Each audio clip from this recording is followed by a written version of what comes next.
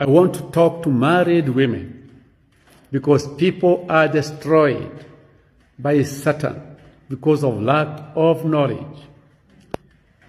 Every woman who is married belongs to man as far as God is concerned.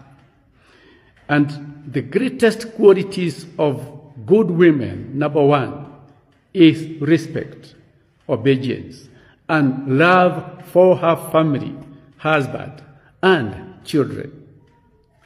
Whenever you feel that urge to insult your husband, to slap him, because there are women who do that, you should understand that God sees you as one. So when you are doing that, you are insulting yourself. You are slapping yourself. You are slapping your children. You are destroying your own family.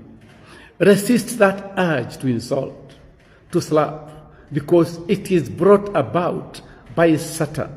That disrespect, when you see your husband is nothing, God sees you as one. So that is a spirit from the evil world.